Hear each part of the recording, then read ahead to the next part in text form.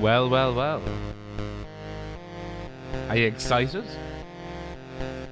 I know I am.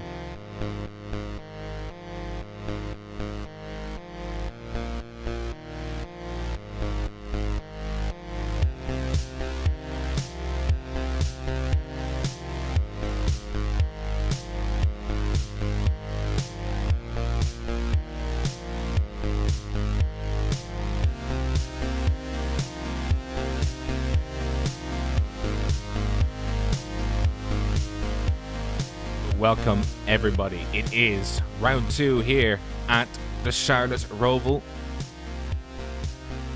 A great pleasure to be back again. Unfortunately, sans Craig. We're here with fellow sim enthusiast, Mr. Phil Baldwin. Phil, good evening. Hey Rob, how you doing? Hey, I'm doing good. How's yourself? Are you ready for the Charlotte Roval? I'm actually really excited for this. I'm not gonna lie, I really quite enjoy driving this circuit. Believe it or not, some people, think it's a little bit funky, but I really enjoy the challenge of it. It's got quite a lot of really interesting, difficult corners, and we've got an interesting mix of cars, a really interesting format. So I'm genuinely really quite excited for this. This should be good fun. Because you've never experienced anything like this before, so it's your sort of your what's the word I'm looking for? Your first take of it, and it's Yeah, my first taste, my first dipping of the toes in the water. exactly. Especially since they're not cars that I typically drive much of. Maybe the TCR or something similar. But the Radicals and the MX-5s are vastly different from what I would normally be driving. So learning about those cars and how you're supposed to drive them and the sort of style of driving that they suit, the mannerisms that you sort of have to adopt with them to make them go fast, is genuinely really fascinating. Particularly those Radicals, they look really quite tricky to drive, considering that they're sort of the most race-built cars there, the most factory-ready cars there to be raced. For them to be the most tricky to drive is really interesting. So yeah, it's a bit of a learning process, but we're getting there, and I'm genuinely looking forward to this one. Really, quite a lot. So just to give a rundown, if you're new to the Predator series, we have 10 seconds to give you a brief rundown, but here it goes. Cars chase after slower cars in order to get there first. I mean, that is a really concise way of putting it. So we have the cars of sportsman Mazdas, who are just about to come out now. Well, come out for their formation lap. They are the only ones to be allowed to do a formation lap. And everyone else has to sit in the pit box. One formation lap. Essentially, yeah, it's a how would I put it? It's gonna be tricky. It's a race, Rob. That's what it is. It's a race. It's yeah. my description of it. Yeah, it's a race. Let's put it that way. Yeah, it's a race. Look, we've got a formation lap, so I'll quickly give my in-depth guide, if you will, of what I've learned over the last half an hour.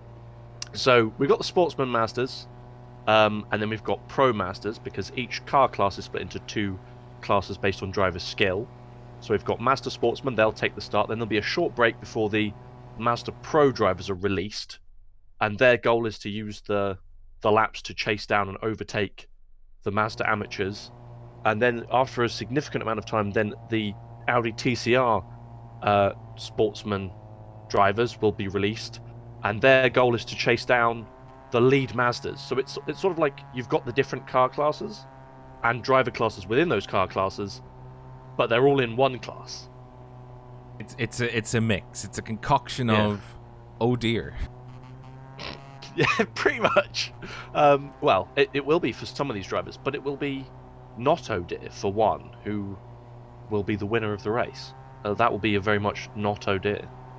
Oh well, yeah, they'll be crowned what are they calling it for this race? They had a name for it. The winner? Well, I mean, there's always the apex predator. There's always the apex predator. Oh, that's of the a race. nice name. I like that. And the last time it was actually not. It was actually pretty well put together. It was. I would have thought it would have been. What's it called? Very organized and very. Oh, well, this should be interesting, kind of way. But I'll take the first lap because I know you've never seen something like this before, where it's just 90% of the field is already in the pits, starting from the pits. We're used to all the cars starting, but it's Raidillon TV, the only corner you need. It is going to be 60 laps of the Charlotte. Let's see if the laps will agree with us. Ah, yes, the -1 laps. I love it. But you can see 60 laps. The timer will be 2 hours. The guest commentator for tonight will be Phil Baldwin. He'll be filling in for Craig King, but they have actually already started, and that is going to be Jack Weddle leading us off. The timer starts ticking down now, as the rest of the crew have actually started to get going. Everybody else is in their pit stalls. As they come around the first corner, it'll be Sportsman MX-5s leading you around for 1.5 minutes. And it's actually very tame. It's... Do you know how I compare it? It's actually kind of like the Wild. You know, it's very calm, very... And then you get to the Radicals, and then all hell breaks loose. So it's 1 minute, and it's going to be plenty of time for us to discuss, well, who you are. Who are you? Give us a synopsis of who you are, Phil. Who am I? Oh, the existential crisis. Yeah, so I'm Phil Baldwin. I sim race on occasion. I drive on road for Doug Henson Racing. Have done for a year and a few months now. And on oval, I drive as part of the Magenta Academy, run by Oscar Hardwick, who is also a DHR member, so sort of like a weird crossover, I guess. So yeah, I spend a lot of my time iRacing, doing just fun driving, racing with friends. I've done a little bit of streaming here and there, but other than that, yeah, that's sort of how I know Rob. Is through. And by the way, sorry, just got across. DHR. The I think the Mazdas, the Pro Mazdas, are actually coming out now. So my goodness, already. They're already 1.5 minutes has gone by, and wow. The amateur, well, not the amateurs, the sportsmen's have only just completed their first lap. That's. I feel bad. I already can see. Oh, the chaos begins. A slice of what you'll come to expect. How about that? Well, here's something interesting, because I spent quite a bit of the practice session and the qualifying session, watching, getting a feel for the individual drivers as well as the cars and how they'll take the circuit. Because, as I'm saying, it's actually quite a challenging circuit. Some people don't realise it, look at it as a bit like, oh, it's an oval with some extra squiggly bits.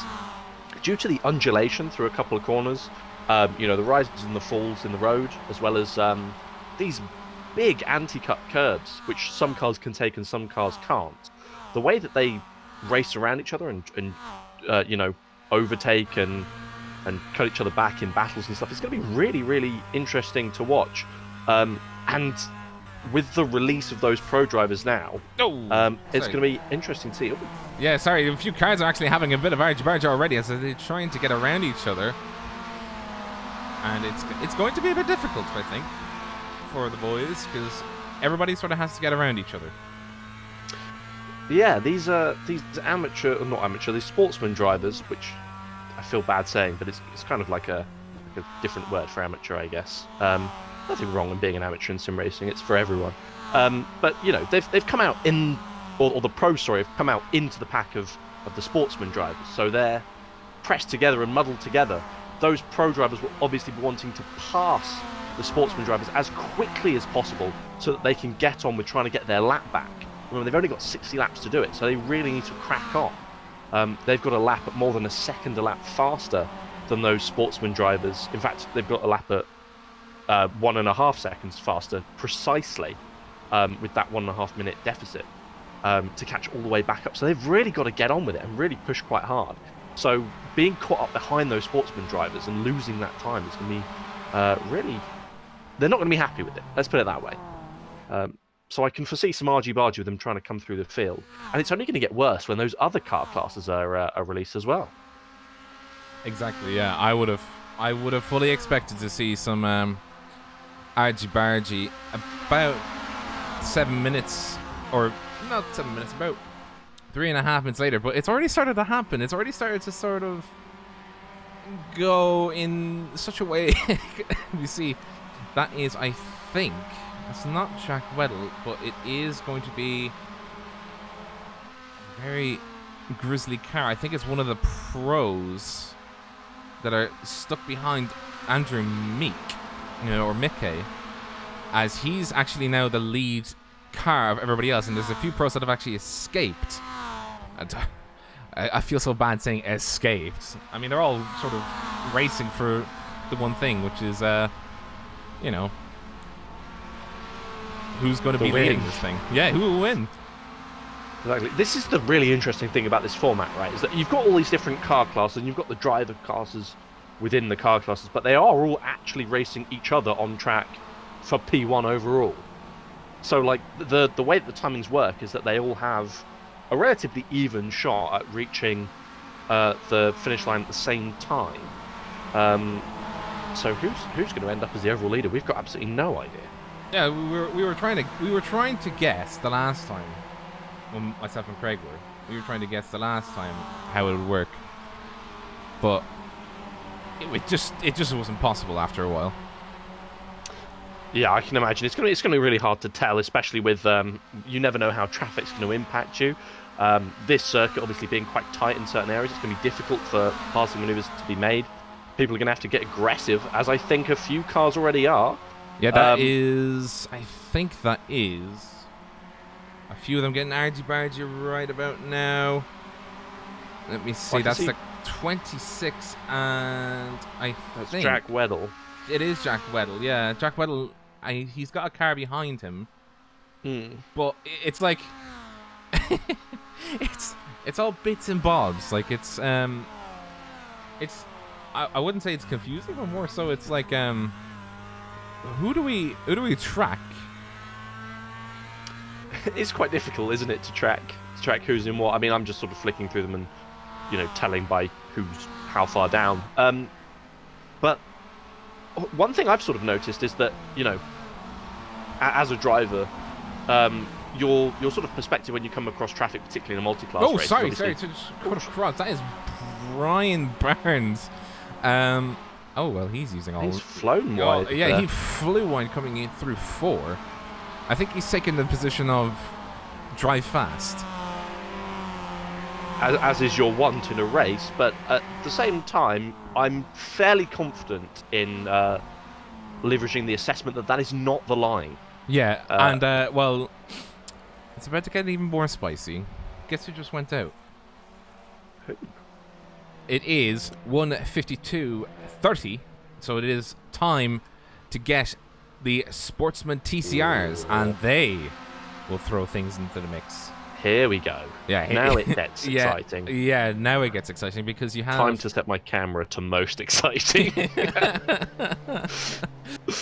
And that's how we do things. Yeah, the TCRs are about, 8-9 seconds a lap quicker.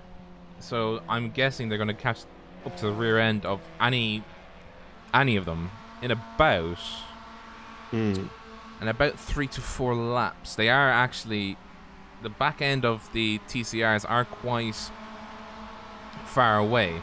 But there's a mass... It's...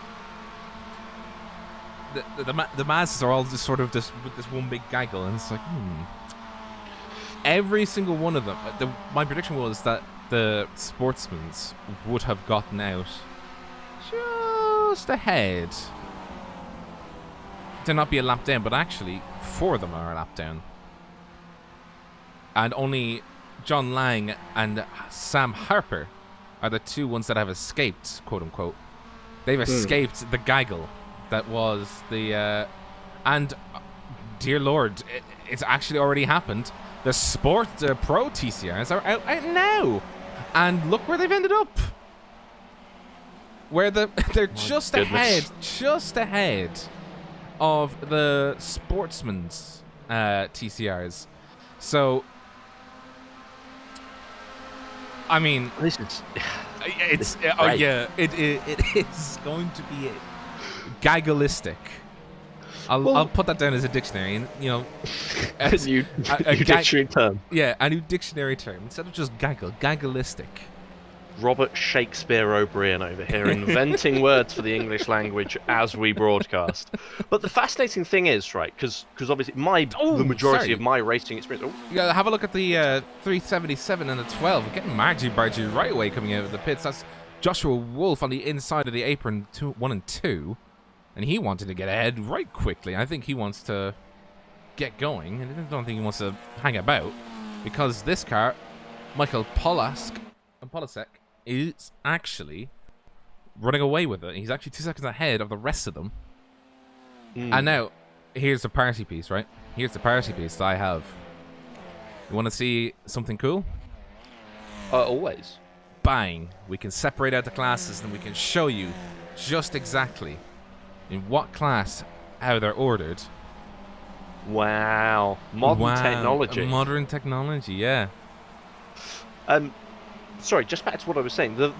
A sort of weird but awesome thing, because most of my experience comes from multi-class racing, in iRacing in particular. The something that you always sort of expect when you come up to the slower drivers, either in your class or in the slower car classes, is obviously blue flags and a general understanding that you're gonna come through. You're in a faster car, like there's not much point fighting it. Whereas here, everyone on the track is racing for the same position, so whether you're a lap down or not, or whether you're in a faster class or not, people are going to hold you up. They're going to get in your way because that benefits them in the long run.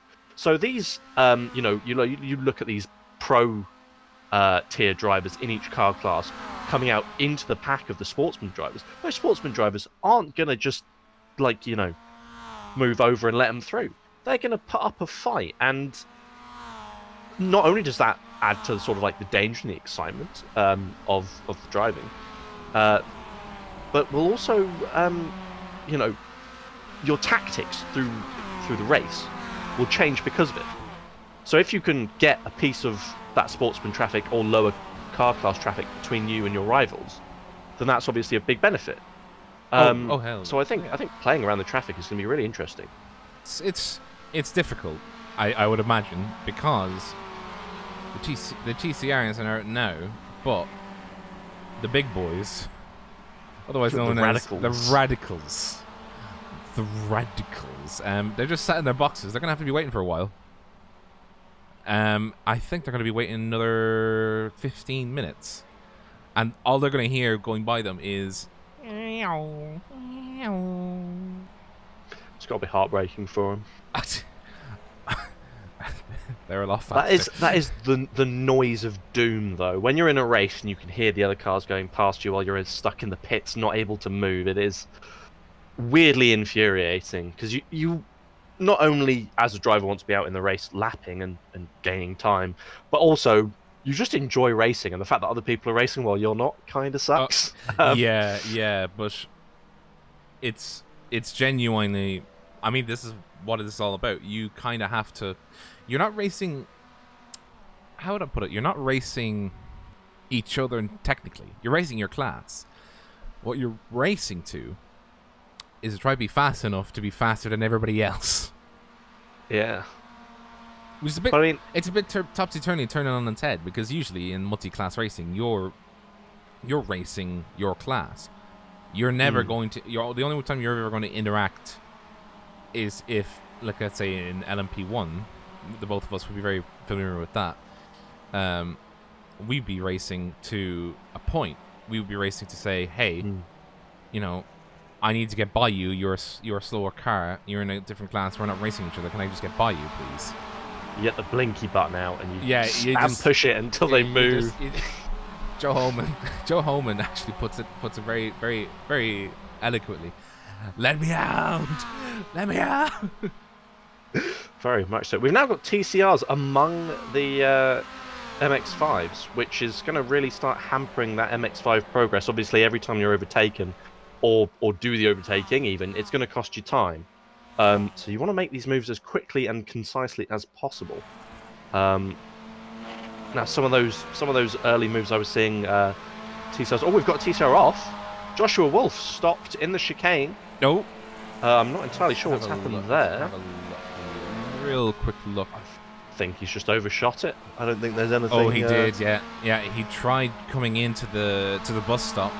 This is the new. Is this the new and improved bus stop? I think so. Not the one that I don't know. The one that isn't like haphazard. I think so. I'm not entirely sure. He's got to slow down. So he's been sent to the naughty step. Actually, he has actually gone all the way back to 7th in class. That's got a sting. That's got a sting. I mean, I hate to ask this, but this must be messing with your head just watching this.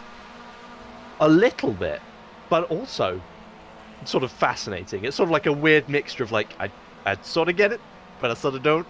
But like it's fun. So, but I just love racing and watching race cars go around. Honestly, I'll tell you something really that actually made me chuckle a little bit. Doing some research for this race, particularly with relation to the TCRs. Very quickly before we see the Radicals get on track. Actually, I think they've set off. Have they? The Radicals have not set off. No, they are still stuck in their pit box. Well, I have miscounted the timings then. Sorry about that. Got all excited for a second. I was like, what cars? It's like, ooh. So, I'll actually tell you when the Radicals will be released. The Radicals will be released in just under... I think it's just under... You're nearly on the money. In 3 minutes' time, Radical Sport will be released. And that's another car. That's not very on the money. Well, it's near the money. That is going to be Trevor Varosky. What is he in the pits for? He's very early. If ever at all. I'm not sure why you'd come for a pit stop. Surely you would fuel up for a very long race, unless he's had an incident and is coming in to repair damage. Which is possible.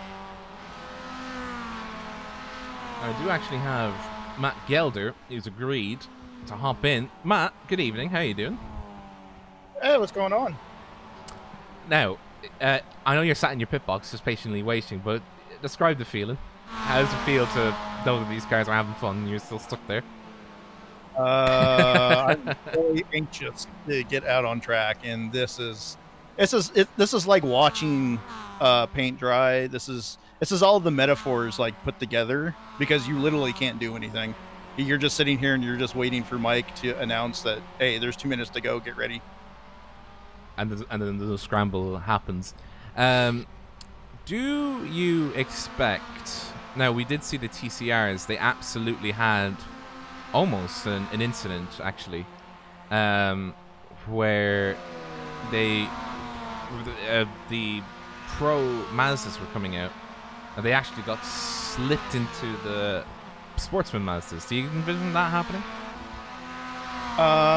Yeah, I have a feeling. Oh, we got 1:30 to go. Okay. I have a feeling that there's going to be a lot more chaos when the Radicals come out, because they're a lot faster. We're talking like 7 to 10 seconds faster than even the TCRs. So like getting through traffic is going to be crazy. Yeah, you're like 20 seconds faster than the MX-5s. One question I had, sorry to cut across, one that I was genuinely fascinated by. In qualifying, which I was watching with great interest, all of the crashes that I was seeing happening were from those Radicals. They seem very on the edge, particularly through turns 5 through 8, that sort of undulation section. Do you foresee there being many crashes from just drivers making mistakes on their own in your class?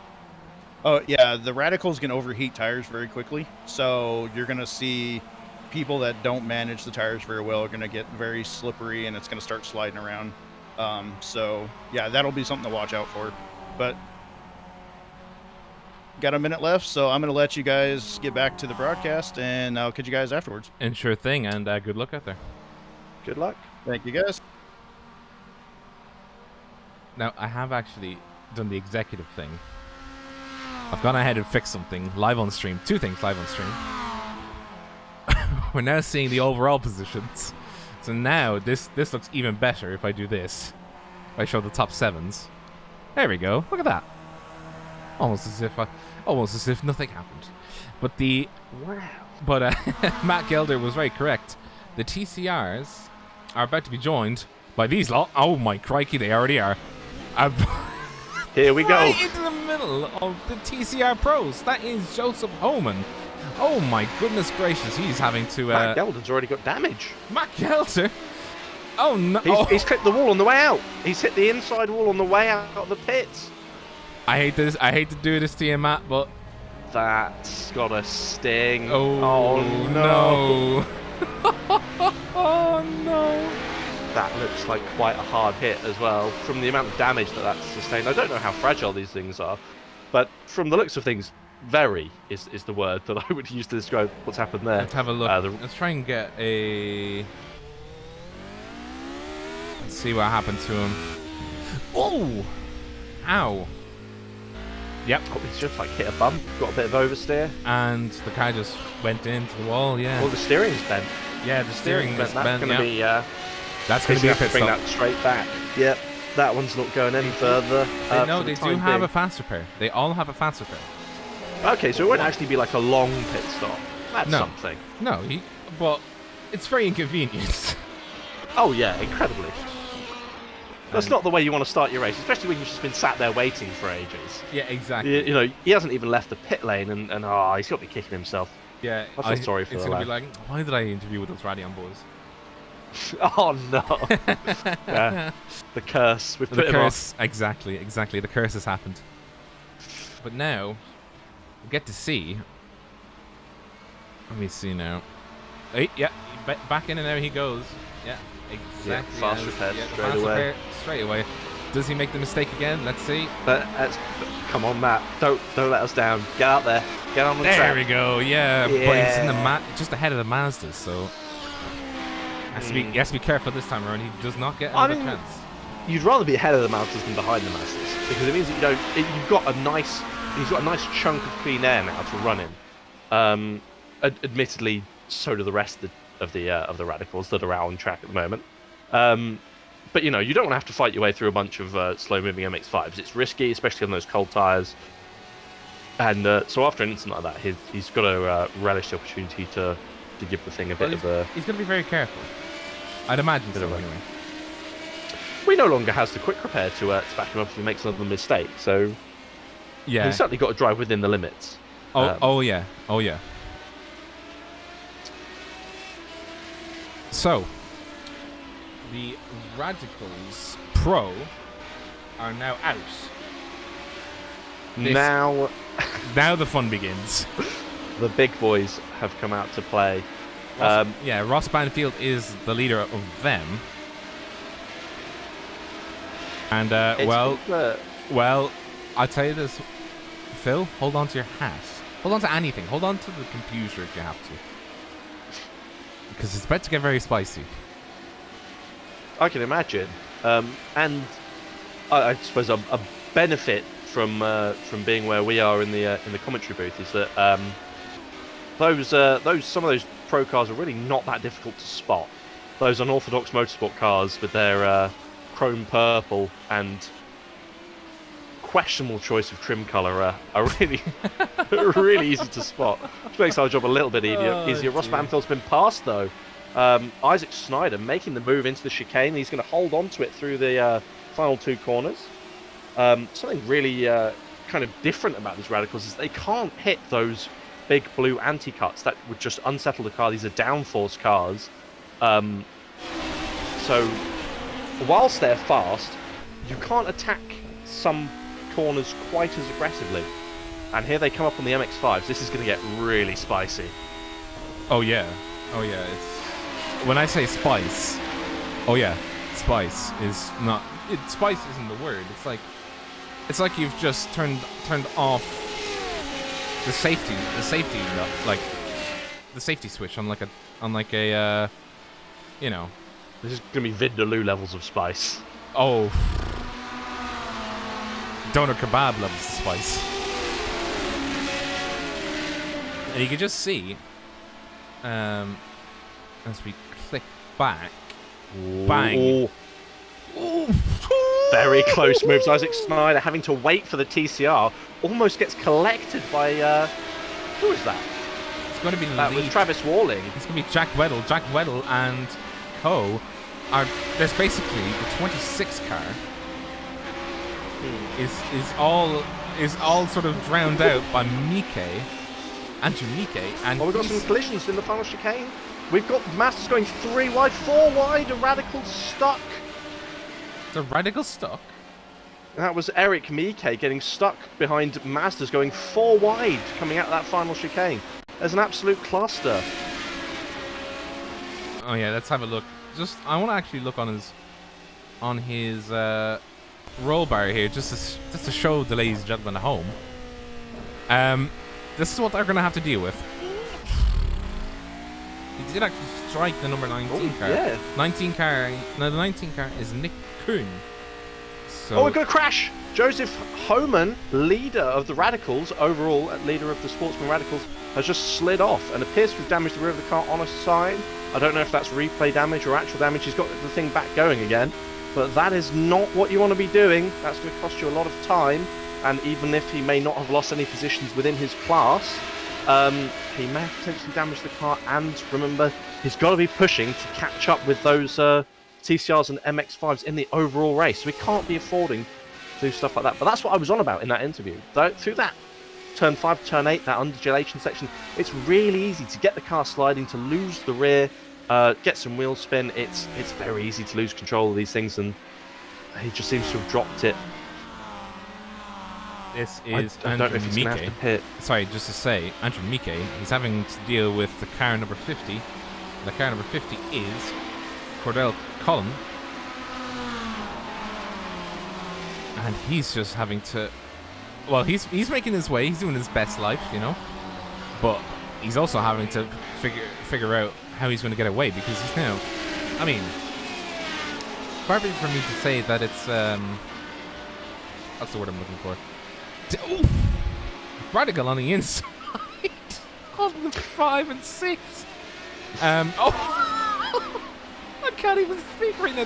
This Mazda, it's just Mazdas everywhere. Well, this is what we're on about. You've got to be aggressive if you want to keep from losing lots of time. You've got to be aggressive, and the way these Mazdas race each other is very much touring car like. They're going to be door banging, they're going to be rubbing because they can. It's not going to damage them nearly as much. When those Radicals send it, you've got to be watching your mirrors, because otherwise you're going to have a big incident. We almost did there. Luckily they seem to have got away with it. Joseph Homan seems to have not pitted for that damage, which I'm guessing is a good sign. Oh no, here he is. He's coming to pit lane. I think he's decided that it's too much. He has a passive here. Joseph Homan has to come in to get his repairs. He might also have a flag that's actually forcing him into the pits as well, so that's also another thing to watch out for. It might be, yeah. So, lap 17 just started by Andrew Mike, and you can just see on the timing turn on the left just sort of how chaotic it is. And I actually just remembered one very important thing. We do have live timings for this race. If you want to participate in the guessing game at home, Nick Kuhn's got that move done. Apologies for the interruption, Rob. He's got that move done. Sent it up the inside into turn 5. Got a really lovely run out of turn 4. And that's something you've really got to be careful. Oh, Mike's going for the move back up the inside. He gives it a look. You've got to be really careful doing that, because, you know, if the driver in front is going to take the natural line, you're going to get your nose chopped off and you're going to end up facing the wrong way.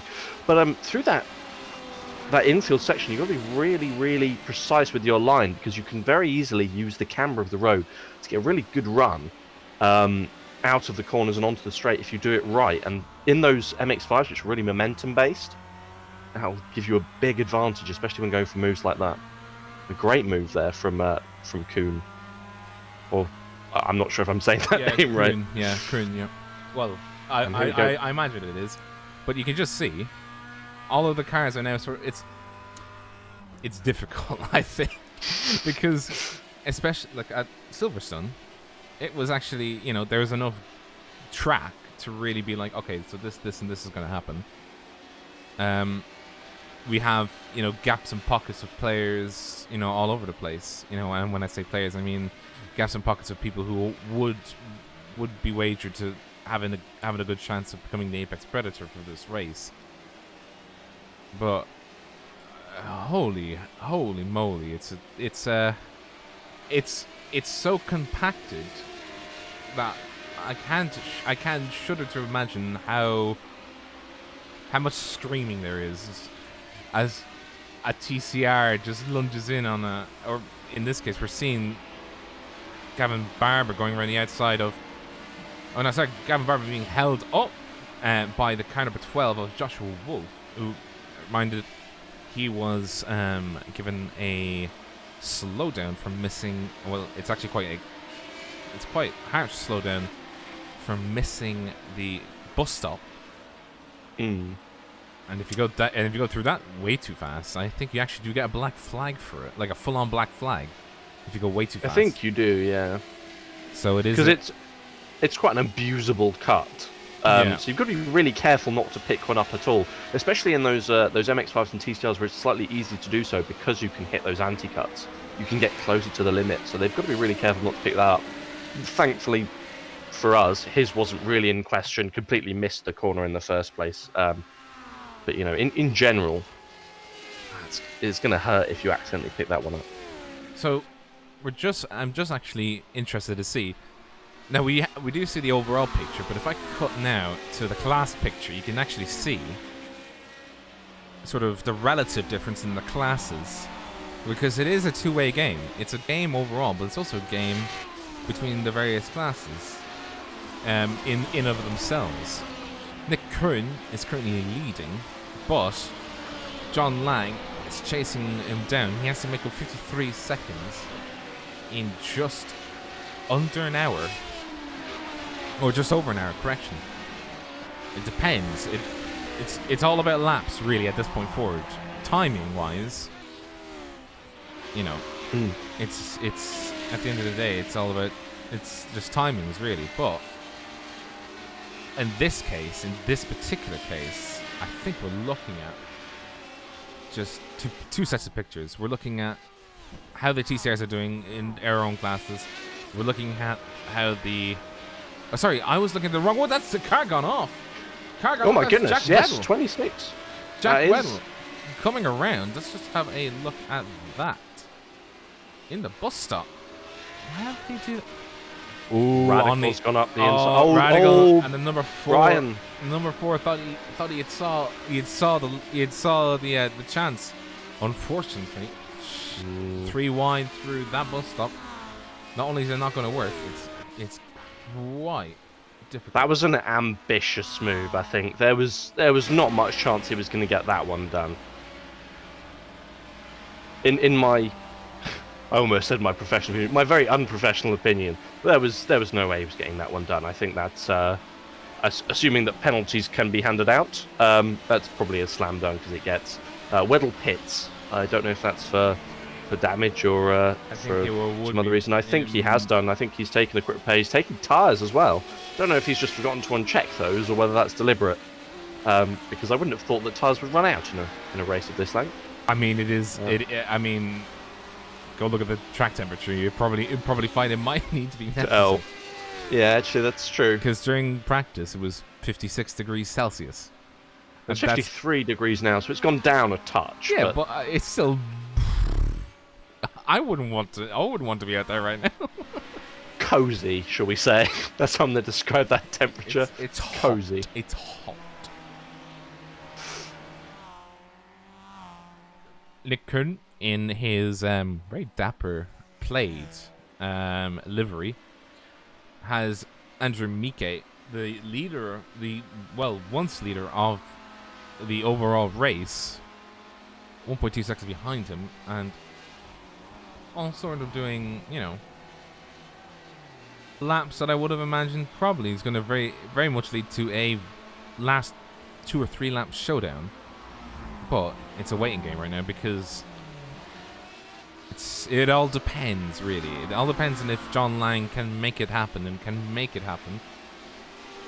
If he can, because he's lapping right now a second and a half faster than Nick Kuhn, and if we do the math on that, he's actually going to catch up in about, let's see now, in about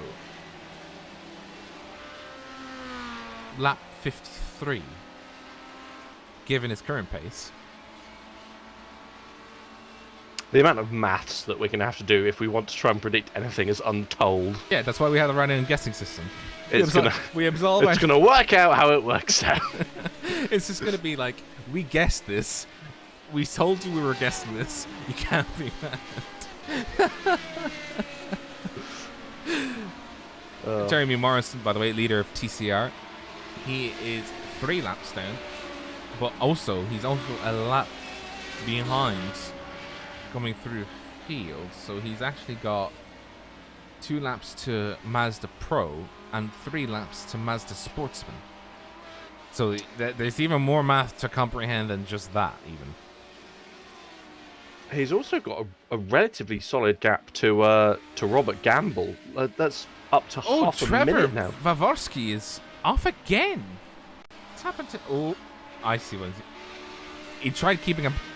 He tried doing Formula D. Very close to a Formula Oof. Because the formula for keeping it out of the wall... Oh, crikey, that's a lot of power. He almost power slid through 2 corners. I mean, fair play. He managed to keep it going for as long as he could, but... And recovered it quickly as well. Yeah, but he also needs to keep it straight. Yeah, that's unfortunately, I think, a little bit of an iRacing thing there, where, you know, you get the first slide on and you catch it, but the tyres are then hot. It's very hard to get them to grip up again, because obviously you've got to make them He's back in the cool pits. down quite quickly. That's interesting. Yeah, I'm surprised he's done that. Yeah, I'm not sure if this is... He's taking a change of tyres. I don't know whether that's because he feels that he's not going to be able to cool those tyres back down and get them in a nice operating sort of zone again, or whether he's destroyed them. I find it hard to believe that he would have destroyed them doing one slide. You'd be surprised. I probably would be. I don't know what sort of tyres these cars operate on, whether they're slicks or road tyres or... The Mazdas would probably be road tyres, given the I would fact have that imagined so. Yeah. So it is Andrew Mike back in the lead, but for how long? And how long can they hold off the likes of John Lang, who is actually starting to go through and cut quite... If we're going to have to look at the lap time. So Andrew Mike's last lap was 137. John Lang, he's got clean air, so he really has... He has the advantage. Let's put it that way. He has the advantage. And it's going to be pretty difficult to hold him off if he continues at this current pace. Even with traffic going around him, he's on his own.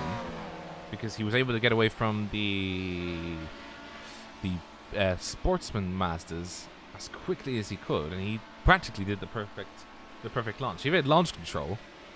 You know, option 13 on the steering wheel. And he definitely used it. And... holy moly, does he abuse those curbs? Let me just have a look at his roll cage view. I just want to see how much he bounces.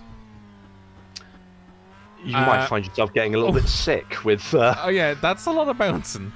That sort of view, yeah. But I mean, this is what I was sort of trying to allude to earlier, is that like if you can get out of the traffic of that Sportsman class nice and early, then obviously you can start chasing them down. There's not going to be blue flags. They're going to hold you up. They're going to get in your way, which is going to push you back into the cars in your own driver class and then mess you up even more. So it's all about finding that nice little gap of fresh air, finding a nice space for you to run your own pace, and then let the race come to you, because obviously those pro drivers are going to want to be going as fast as possible, which is natural for any racing driver. But obviously they have a pace that some of the other drivers don't, so they're going to be wanting to utilise that advantage. I saw some sparks there flying off the car of Gavin Barber as he came past. I don't know if he clipped the wall there or not, whether that was just my imagination. Let's have a look and see. You can actually see. Let's see now. Did he? Ooh. I don't think he did actually. That might have just been a bump. The car scraping on a bump. Obviously, this being open setup, some of the cars are going to be handling different and reacting differently to each of the different parts of the course.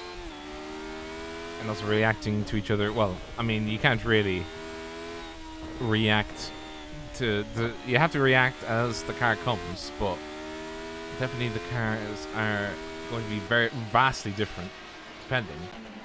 We do have actually Matt Girder. He's actually now pushing. I think he's really starting to push. And Jeff as a Homan, coming through the TCRs. That is very close. And then Tadu's injuries is a Mazda, but he gets by him just fine. We do actually have the first sort of class, the class sort of shifting. Mix. Trevor Vavrowski. Oh, spin. Spin. Cameron Dance is round at the chicane. What on earth's happened there? I think he might have just taken a bit too much curb. Yeah, Brett Trosten. He's actually carrying a lot of damage right now. Let's have a look. Oh, he's hit the wall. That is not. That's not going to be good. Let's have a look. Just get rid of the timing tires for you, so you can actually see in full HD what on earth happened to him. Oh, power on, and that is not good. Yeah, that's really not what you want to be doing if you plan on, well, A, seeing the end of this race, but B, seeing a solid result at the end of it. You want to avoid things like that. It's not exactly in-depth analysis, but we'll go with it. You're right. You're right there, Murray. What I was very interested in is a great example of how the different cars have to take different lines there. Cameron Dance taking a sort of wider, later apex through the bus stop chicane than Trevor Vavovsky in front, and unfortunately on the cutback, trying to cut underneath the sliding Mazda, took a little bit too much curb, just bottomed the car out and spun it round. Unfortunately, that's cost him quite a bit of time and may well have damaged the underside of that car, which will obviously, knowing iRacing, it's severely limited. I say severely limited, may have slightly or somewhat limited top speed or affected handling. We'll have to wait and see whether he chooses to pit, but that's it's not good. Yeah, so just looking at Gavin Barber, I'm trying to do the math on him. He's lapping 16 seconds a lap quicker than Andrew Mike, and that is, I think I really am starting to think that these drivers are actually coming in to change tires, because I think the temperature's eating the tires alive. They're only changing one side, I think. Let's have a look. Well, if they're changing one side, I would imagine it would be the right-hand side. They are changing the right-hand side, yeah. I think it is. I think it's the temperature is just eating some of the tires alive. That for an explanation for those who don't understand racing, that's purely because it being a counterclockwise circuit means that throughout the lap, more load will be going through the right-hand side tires, which means they will wear more than the left-hand side tires. And obviously, when you wear tires unevenly, you get a big imbalance, which affects handling quite severely. The more you do it, so that's why I would imagine that they'd only change the one side to sort of even out that balance in the long run. But that is quite an interesting strategy. I would have thought that the tyres, even in temperatures like this, would have lasted a little bit longer. It's surprising to see them. They're entering the pits before the halfway mark. Yeah, and especially the Mazdas. The Mazdas seem to be having quite a lot of issues. The Isaac Snyder, according to our top stopwatch, has actually pitted twice, though technically it'll be only once running. He uses faster car, so I imagine he's had an accident.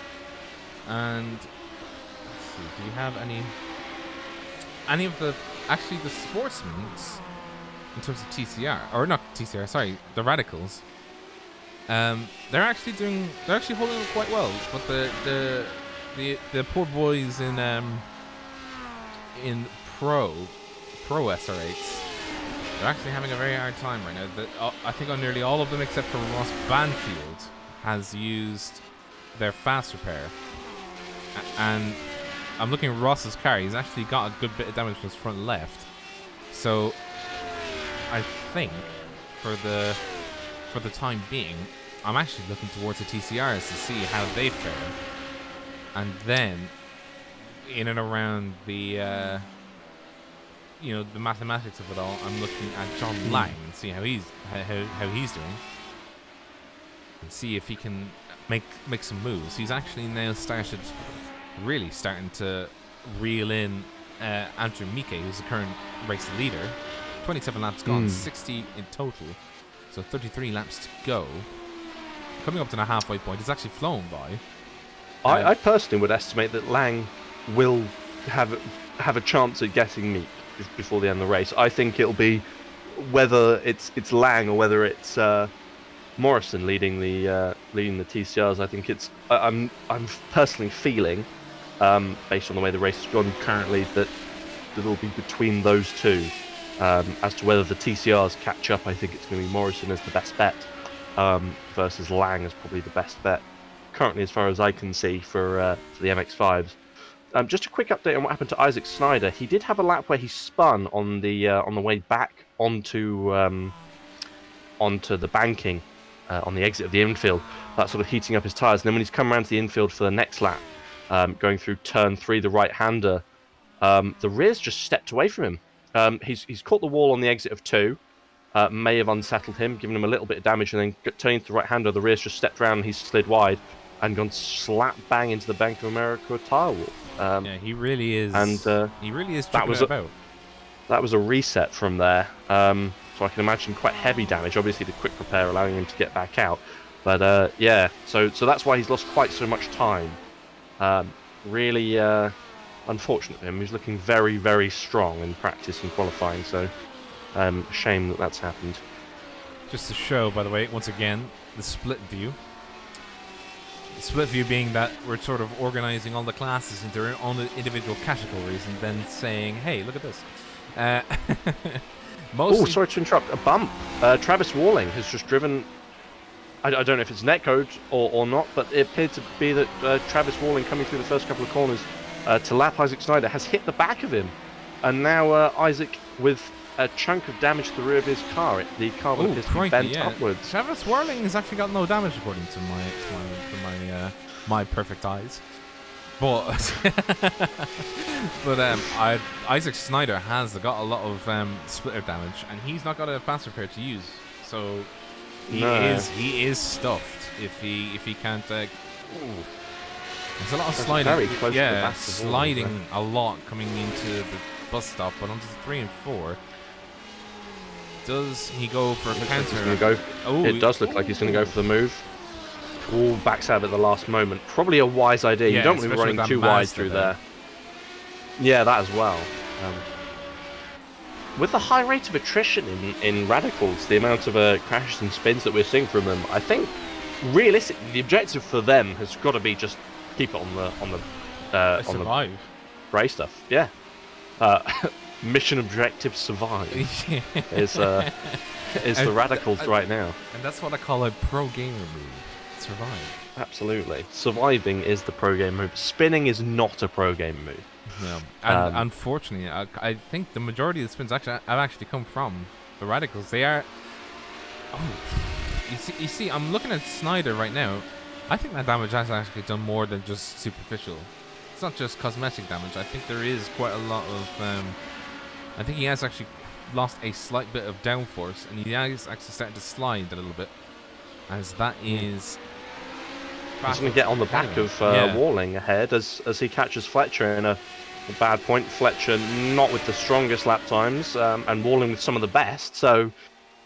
Walling is doing to see whether he 117s. gets held up a little bit here. Oh, yes. That's some strong braking there. Although it's going to compromise his line out the chicane, but Snyder's not going to get past Fletcher until turn 1, so that battle's going to come to an end there, I think. I'm genuinely curious how that damage is affecting Snyder. It can't be comfortable. No, we're looking at... Sorry, just to say, the fastest lap has actually just come from Cameron Dance. Did a 1:14. He's actually second faster than anybody else on the field right now. He's 7 seconds faster. 7 seconds faster than Joseph Homan is. But Joseph is carrying quite a huge amount of damage that front left. I think he is objective survive mode right now, and I think he's just trying to get to a point where he can. He's used his faster pair. Homan has, or yeah, Homan. He's gonna have to carry this damage to the end, and his teammate Matt Gelder, right in front of him, he's also got, he has similar damage as well. and he's used his faster pair, so he is. I think it was one of these two who I saw slide off earlier on the infield and clip a sign. But they've both got very similar damage. Is the curious thing. So I wonder if there's a common thing that's catching these cars out. Adam Ponti, he said, "I haven't driven this track yet. It actually looks pretty wild. Like Phil said, I think it gets a bad rep because of what it is." Your thoughts? I agree. It is. I think purely because it's a NASCAR circuit. It's a roval. People sort of think. My opinion is people who are uneducated in the ways of racing think ovals are boring. You turn one direction and you go for it, and then road racers view infield circuits from ovals as not good. Not even with purpose-built race circuits. But the reality is, you get some really good ones. Daytona, obviously. You've got the 24-hour race there. It's not the best circuit in the world, but it's not a bad circuit. But I think this circuit is actually just really interesting. Each corner presents its own challenge. You've got a lot of cambered corners. You've got a lot of rise and fall in the circuit. You've got different ways that you have to take the corners with the high curbing, depending on what sort of car you are driving. As we've seen here, like the MX-5s and the TCR is able to absolutely send it over the high anti-cuts. These radicals having to take a much more cautious approach. So I think it gets quite a bad rap for what it is. I think it's actually, if you get the right car for it, it can be a lot of fun. Oh, yeah, you just saw what I saw. That would have Manauritz. Good luck saying that one. Manauritz. Yeah, he almost just came down on the radical passing him.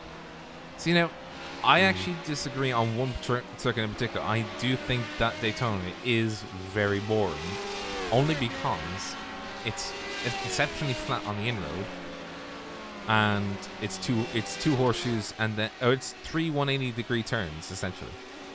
This, on the other hand, I think it's a lot more entertaining. I think this track in particular, the Charlotte Roval is actually the Charlotte Roval is actually a lot more exciting. There's a lot more height variations, and especially when you're coming back out onto the oval sections, there's actually a lot more going on. There's a lot more that you have to predict, and it's actually a lot more entertaining to drive. Absolutely. Is it the better of the two for multi-class racing? I probably would wager that Daytona is, but that's only because Daytona is a lot wider. This, on the other hand, is a lot flatter, as you point out. Yeah. This, so it's easy to predict where cars are going. Sorry. No, go ahead. Go ahead. Just another note. Sorry, I was just going to interject. Malnarovich,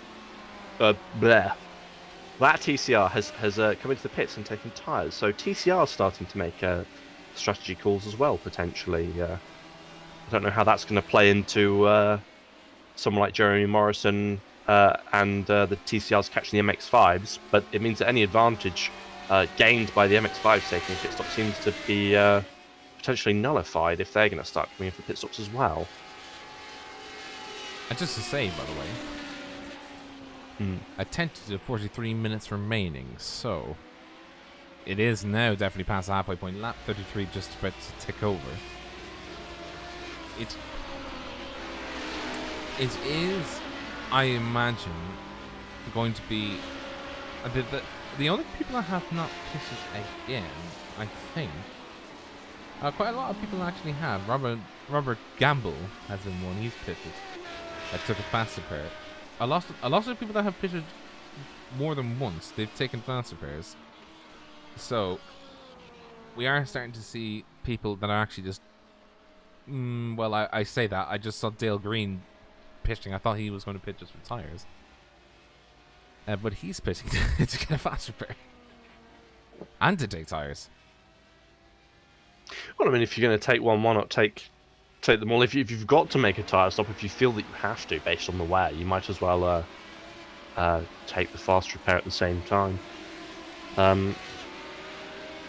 Both if you need it and if you don't need it. I think how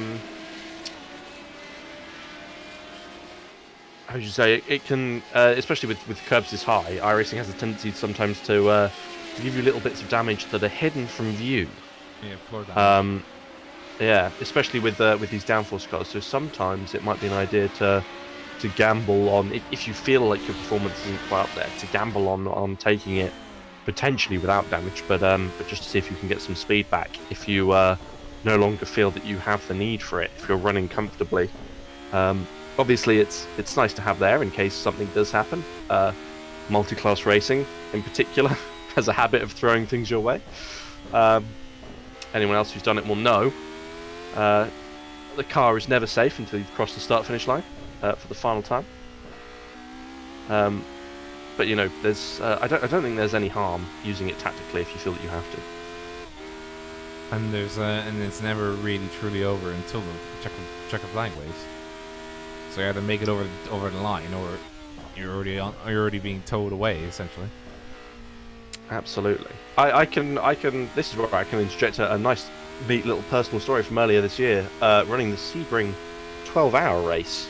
I was in the car for the final stint, bringing it home at the very end. And I had to make a hasty avoidance on the exit of the Le Mans corner, which is the penultimate corner of the entire circuit. A car spun a... Oh, Travis Walling goes for a spin. Speaking of spinning, or spun cars, he spun in the bus stop. Seems to have just lit the rear tyres up a little bit too much on exit. Yep. And in these TCRs, or correction, these radicals, they are not... They're kind of like, what's the word I'm looking for? They are kind of like F1, the Formula cars. If you don't do your heel and toe and you don't treat the car right as you're coming out of the corner, yeah, you're around, and there's nothing much you can do. Well, not necessarily heel and toe for the Formula cars, but for these guys you have to heel and toe, I imagine. Yeah, you do. You absolutely do. Obviously, iRacing offers an auto clutch and/or an auto blip function. You do have a penalty, a pace penalty, if you choose to use those. I don't know exactly what it is and how that exactly is implemented or works, but oh my goodness! Travis having to make some evasive maneuvers there, and almost sliding up into them as he was trying to come past. That is the damaged car of Brett Trozin. Yeah, you've got to be... This is the thing. To catch up with those cars released earlier than you've got to be aggressive in traffic, but you can't be getting damaged, so you've got to be very precise, very careful making those moves, as he thankfully was, because that had the potential to get ugly very quickly. Lap 35 currently, I think. Oh no, it's not 36 currently. 35 laps completed, and we're just starting for the MX-5s. Yeah, for the MX-5s. But I mean, Jeremy Marston, he's 2 laps behind. He's catching slowly, but he's catching. And sorry, Trevor Varvosky, he's actually had to tow. So he has. Let me go ahead and He's not had a good day, has he? No. Oh, I can immediately see why. Coming out onto coming on one exit, he's struck the wall pretty badly. We'll just show you here in slow motion. He's sliding out, and he's just seeing, following the car behind, and strikes the wall in the rear, and he's actually somewhat mounted it, and those tires are digging in a really long way. I'll tell you what, that crash, especially seeing it in slow motion, reminds me of a crash that happened at the Bathurst 12 Hours. Goodness, I can't remember whether it's 2019 or 2020. There was an Aston Martin crash at the top of the hill, and it's just where you clip the wall, and when you're in a corner like that, obviously the right-hand tyres are so heavily loaded, you clip the wall, and it, as you hit the wall, it pushes that side of the car up, moves the weight away, and really unsettles it. So you sort of lose all turning and become almost a passenger. Sort of drags You're you glued to the away. wall. Yeah, it drags you a direction that you don't want to go as the weight shifts about, and then more collisions happen, and the weight shifts further, and it sort of becomes a compounding issue, as it were. And it, depending on the speed that you're going at, can lead to some quite violent accidents. Thankfully, that's an MX-5, so it's not as bad as it could have been, but even so, not an accident you want to be having, and will have left his car with a significant amount of damage, I would have thought.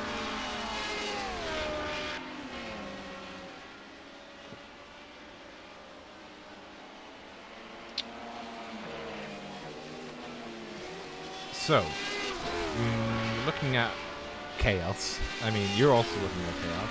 Welcome to chaos. Chaos! Woo! you said it's. You were just like, yeah, chaos. I love chaos. I'm not gonna lie, I do actually love a bit of chaos. Yeah, you do. You can't knock a bit of chaos. By the way, Joseph Homan has retired, as has Murphy Nichols. We missed that. Murphy Nichols, he actually retired 4 laps ago. Actually, no. He's retired. Can I point something out? We've got a battle for the lead. Battle for the lead. Holy moly. Yes, in we are. MX-5 We are actually between looking Robert Covey, John Lang appears to have taken the lead through turn 1 and 2. He has indeed. And now that's down to Andrew Mike taken to the pits to get, I think, a fresh set of rubber. Yes, he did actually get a new fresh set of rubber. These lot, I think, are all part of... Where is this? I think Jason Lotteridge, he is amateur, or correction, he's going to be sportsman. He is indeed. And John Lang is actually the one and only Mazda professional running out there right now, or running in the top flights. So it is actually getting a bit ropey. It's getting a bit ropey from the number 50. Oh, that's the number 50 into the wall. Oh, and that's not That good. is game over. Yeah. That was a heavy hit. Cordell Cullen. That is one move you don't want to make. And that's a game over, I think. He's just transferred the car. The weight of the car's just transferred too quickly. Between the in the middle of that first chicane, the rear stepped out and he's overcorrected it. Unfortunately, very easy to do. It's quite hard to feel slides here. We saw I don't know if it was him or a similarly painted car doing the sliding earlier on the way back onto the banking oval, and unfortunately not quite catching it. But yeah, that's I'm pretty sure game over for him. Yeah, I think it is as well. It depends on if it's superficial Mazda damage and it's just that the panels are all falling off. But I kind of haven't. Well, wait, hang on. Did he already take his fast repair? He already did. Yeah. Oh dear. He is stuck with damage. If that thing's come back out, I'm going to be quite surprised. Yeah. And also cheering it on. Yeah. Because that is... Oh, it's taking tyres. I don't know why I'm commentating this more excitedly than I've commentated anything yet so far. But this car might just be coming back out onto the track. Well, he's towed it, so he's going to be taking tyres. But does the car actually drive straight? That wheel is still essentially 60 degrees to the left. It's not aligned. No. Let's put it that way. No. I do think that the car is pretty badly damaged right now. Dead. Andrew Mike and Jack Weddle now doing battle for... Now this is actually for the guys that have pitted. Robert Covey is now coming into the pit, and he actually makes a move very well done. Makes the move happen. Average pit stop for the Mazda so far has been about 46 seconds, because there's 2 of them that did 52 seconds of the pit stops, and there's 2 of them that did 41, not including those that had to come in for repairs and stuff like that. So it's a mixed bag. John Lang, he is still going. Well, I say still going. I mean, the car looks like it's about 5 seconds away from, or 5 millimeters away from sliding into a wall. It's hold your breath stuff right now. From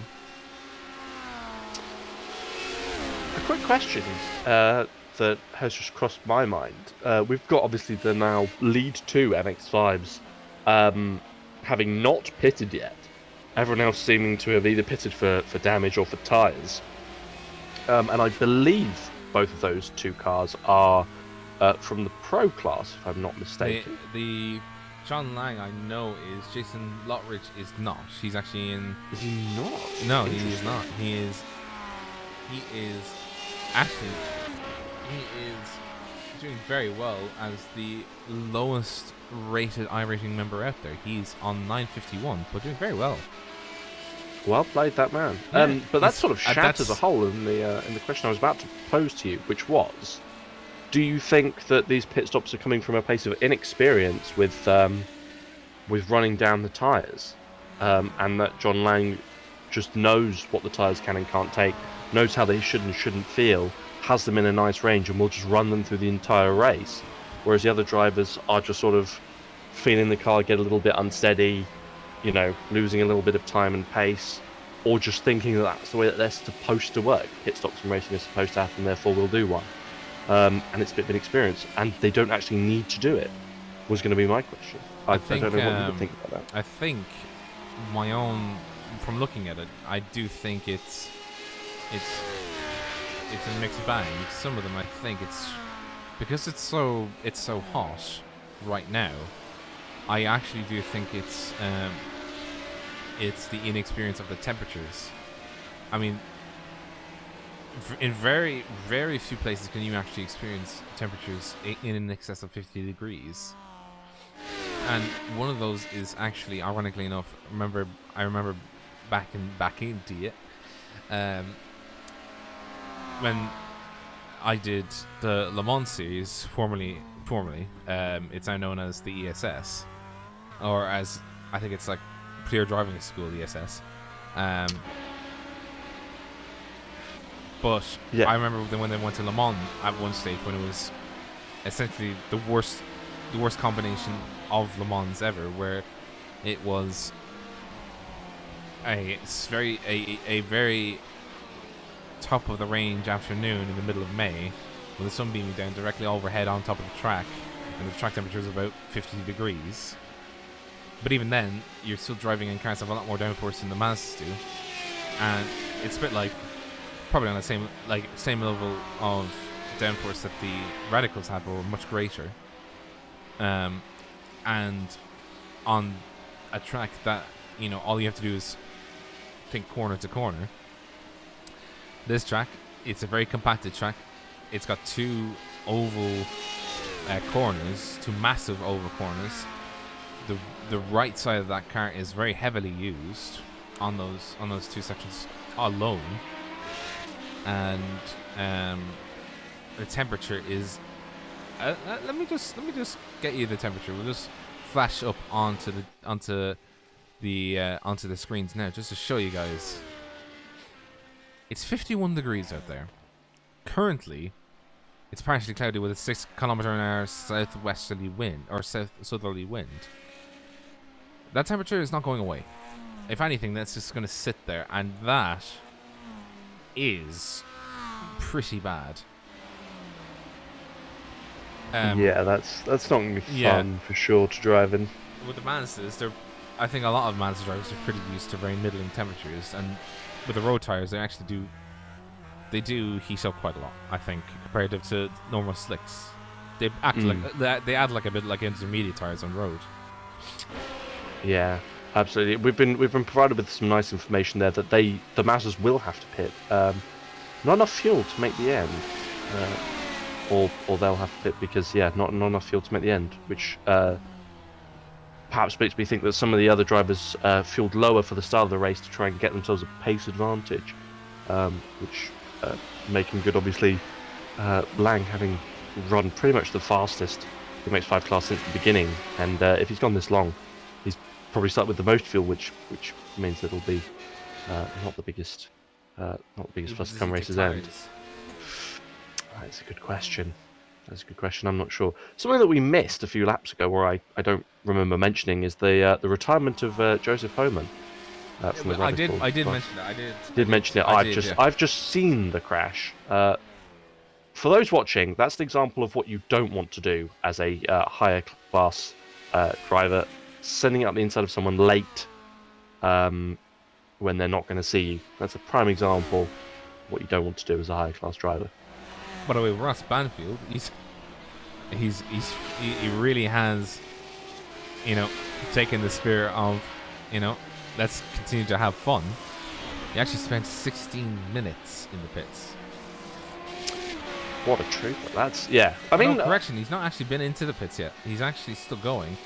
It's just that we're having some issues with the timing turn at the moment. Oh, he's lost his rear left brake light as he's just struck a little bit of the TCRs that we was passing, and now we are actually starting to see Michael Polasek.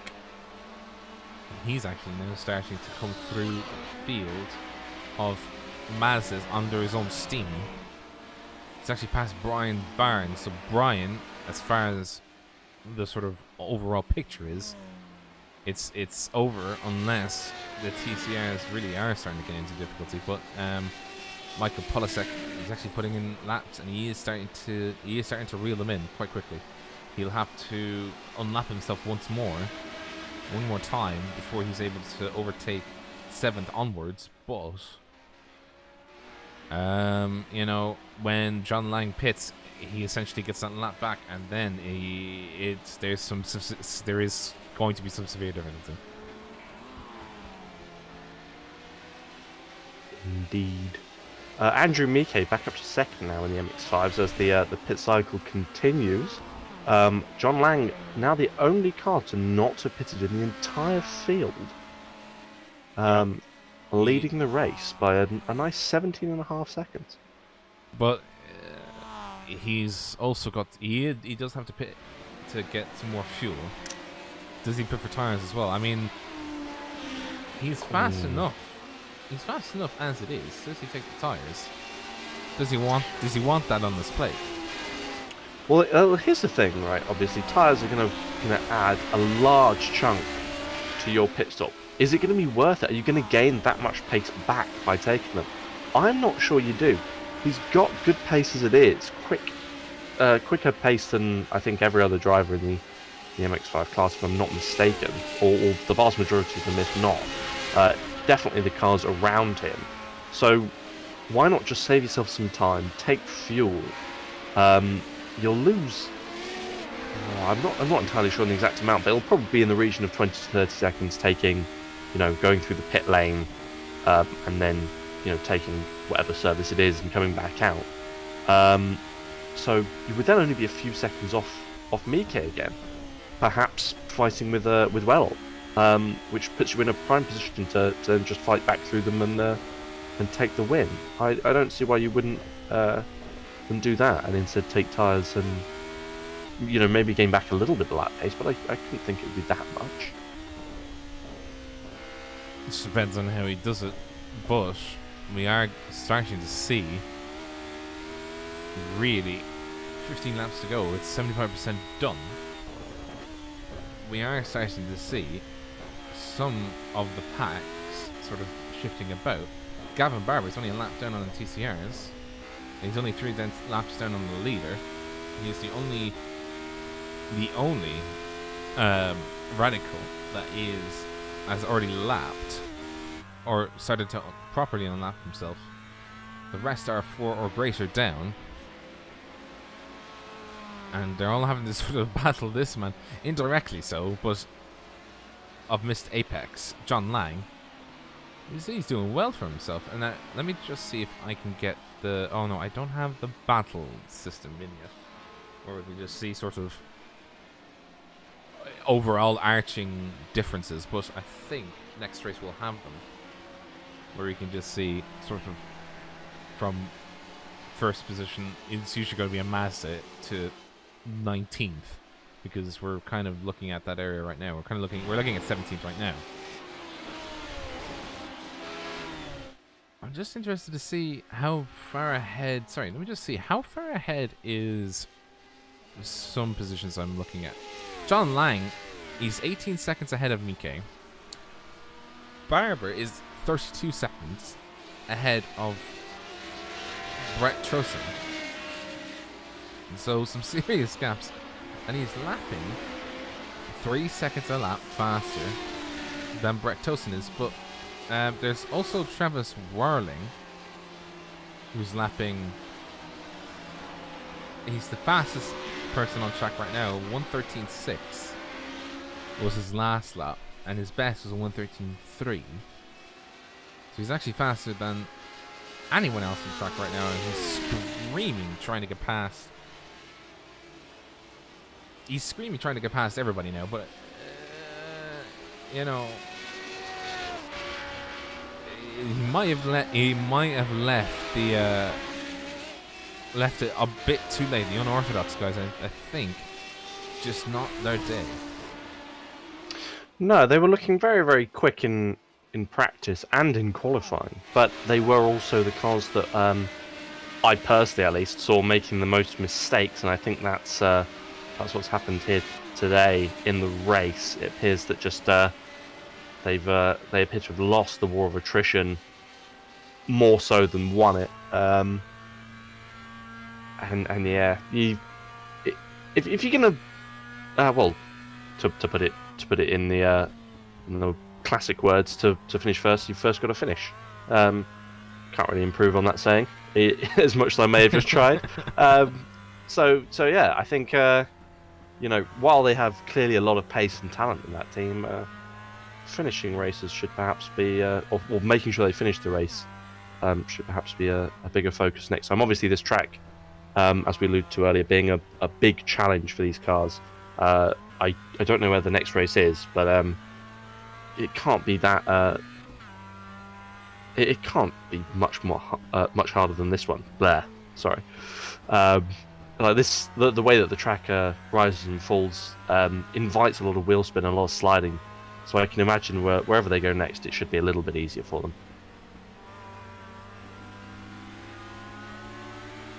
Just to say, John Lang, he's holding on to that steering wheel for dear life, I think. Yeah, it can't be comfortable having those radicals buzzing about you, especially. Tsukuba says, "Hold my oh, I just remembered."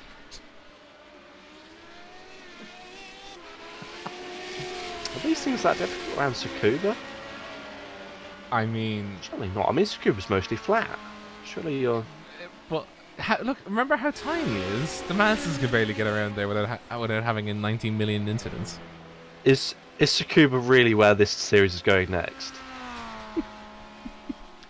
Maybe.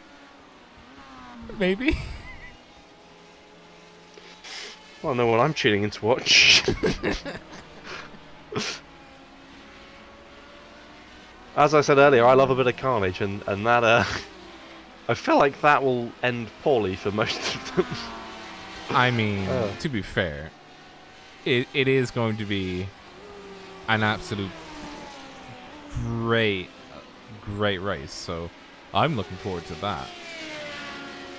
But I feel like, to be fair, most of the racing we've seen today has been fairly clean. We've seen the odd dodgy move, Mazda on Mazda into the bus stop, Radical on TCR into turn the one. Mazda Geiger that we had, or the Geiger-listic that we had with Mazdas, just like three wide in groups in two sets of groups, all sort of, trying not to hit each other, of course, but like sort of just trying to avoid one another. And but I feel like within that there's been a fair bit of respect shown. Oh yeah. Did you not say? Oh yeah. Yeah, I mean, it's hard, but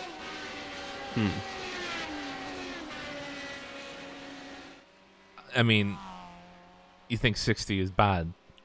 Try 90 laps at Tsukuba. Absolutely, but I mean, these drivers seem to have their heads screwed on. for the most part. And I think as long as they're reasonably careful, they'll have to be more careful at Tsukuba than they have been here for sure.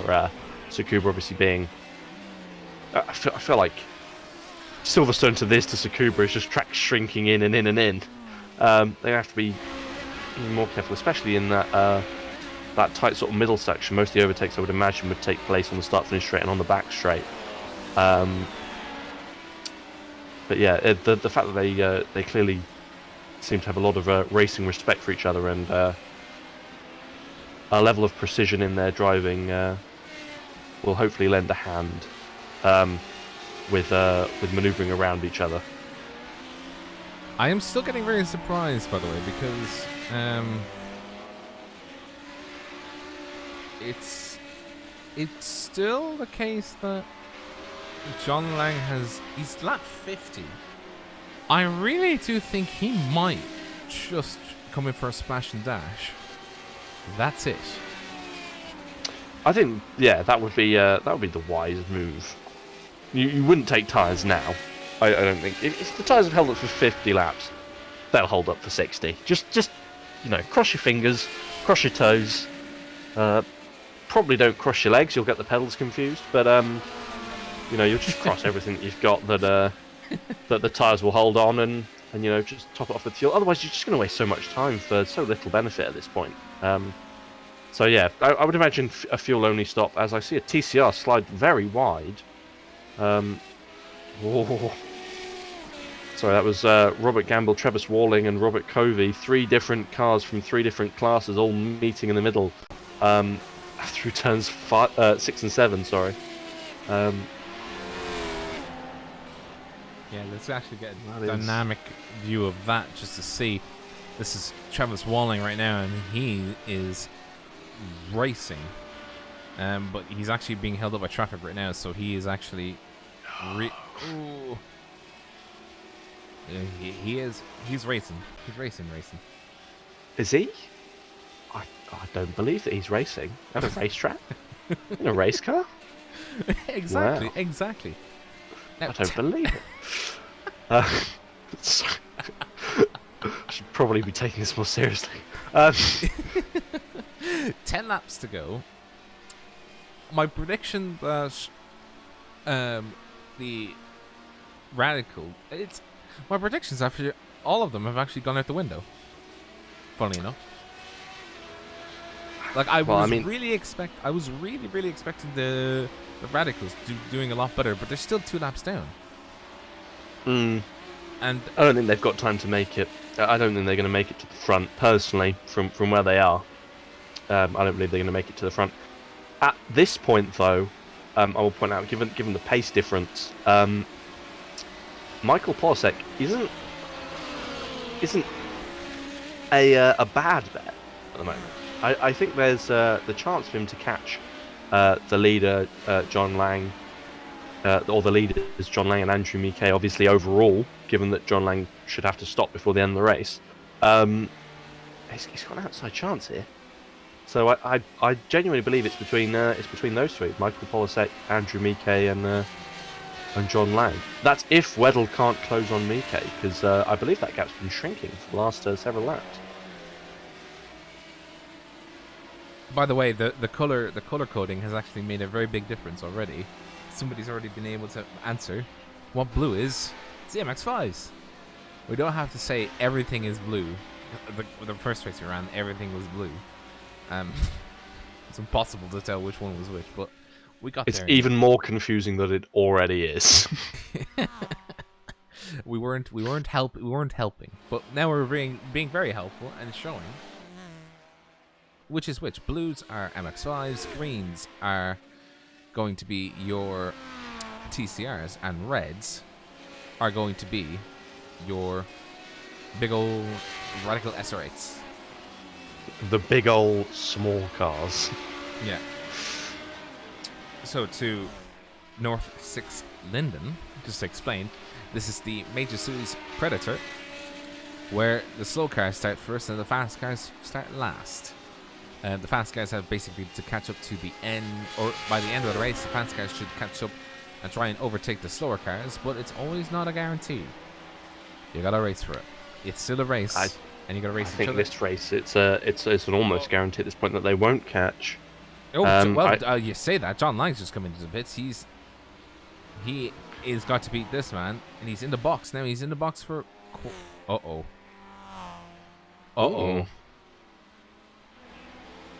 John. Oh, he's got going. He's got going, but he took a lot of fuel. He's definitely going to be coming out behind Mike. He's coming out behind Weddle. Oh, he is indeed. That gap between Weddle and Mike is shrinking by a second. Since I last looked at it, which was like a lap or two ago. So it seems to me like it's a three-way fight between them for the win. Polasek still has a chance to drag his TCR into the mix as well. But he's actually started overtaking. He's actually just overtaken Jason Lotteridge. So he's now coming up to Nick Kern. At one point in the race, Kern was fighting for the lead, and that is the grass, Polasek. You do not need to use the grass here. This is not a rally car. Well, he'll take every inch of a racing surface he possibly can. Obviously, every millimeter will shave milliseconds off your lap time, and he needs every little last bit he can get at the moment. On the inside, I think that was Travis. It was indeed Travis.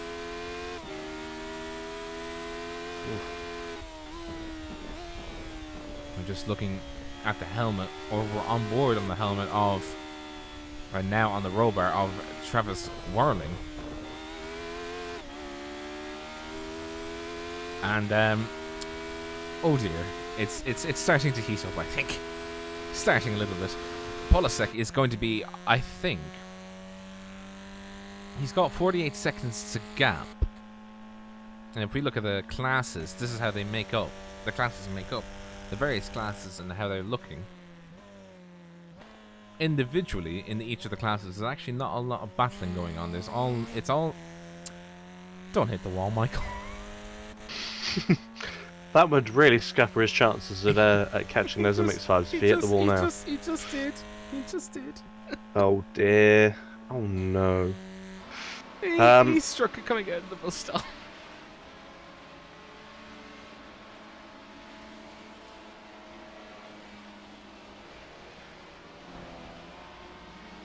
Don't count out Dance or Barber. Barber is actually. Oh. You're very correct. You're very correct. He is actually starting to cross through the TCRs now. He's actually doing it at some speed. But the thing is, well, by my calculations at least, the Radicals should be gaining about 20 seconds per lap on the MX-5s, which means he'll need 7 or 8 laps, and there's only 6 to go, I think, or 6.5. It's closer tight. than I thought it was going to be. It's tight. However, something sort of key for John Lang is he's just cleared Wayne Hutchinson, who was a bit of backmarker traffic that was sitting in the way a bit, and is now hastily closing the gap on Jack Weddle, which has grown between Weddle and Mike. So 7.5 seconds separating those MX-5s, and they're all sort of converging on each other. Weddle just taking a second out of Mike on that lap, though, so it's now only 5.5 seconds between those front 3 MX-5s. I wonder... Yeah. Go ahead. I wonder, Rob. These MX-5s, they converge, they fight. Anyone could still actually take this, depending on the scenario. Now that I've actually run the numbers in my head a little bit, I'm realising how close this is going to be. Yeah, the Raidillon guest system was off by a few laps, but the Phil guest system was certainly even further off. Yeah. The Raidillon guest system said lap 53 was when John Lang would have probably taken the lead. It's now lap 54. I think it was due to him taking. I think he took a lot more fuel than he needed to. He spent 70. Potentially, he only stopped a long time, wasn't he? Yeah, he didn't take tires, but he stopped and took a huge gulp of fuel. He was there for 16 seconds in the box, so.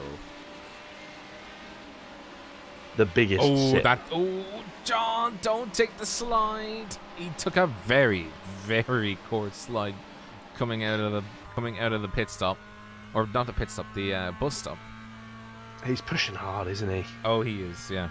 You can see the way he's aggressively hitting those curbs. He's slowing the car about. He's going hell for leather, as you might say. As you get later in the race, you're going to start taking more risks. Seeing the prize right there. Weddle's run a little bit wide though. Lang might have a look at the inside. No, he gets past him.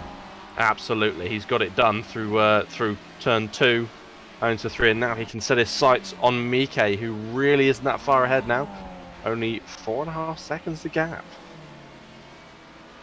Just a replay now, just to seeing John Lang. Quick and nice. Get that out of the way, and off he goes.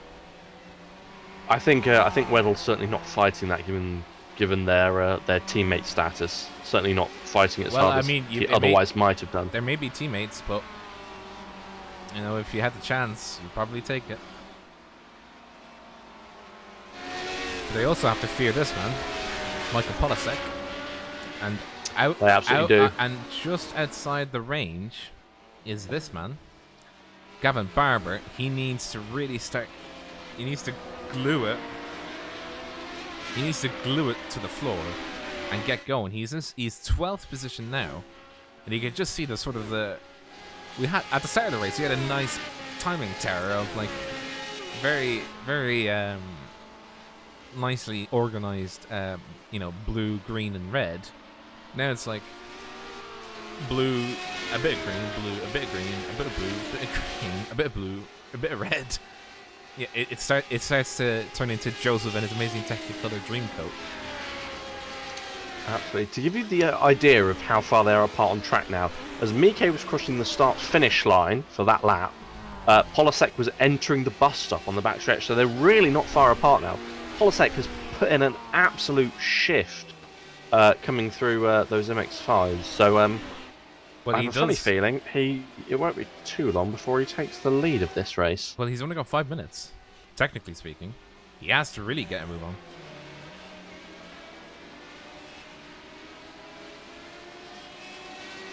And when I say Rob, I'm going to put you on the spot here. Go ahead. You've got a fiver. You've got to put it on one driver. Who are you putting it on right now? I'll be putting it on Polasek.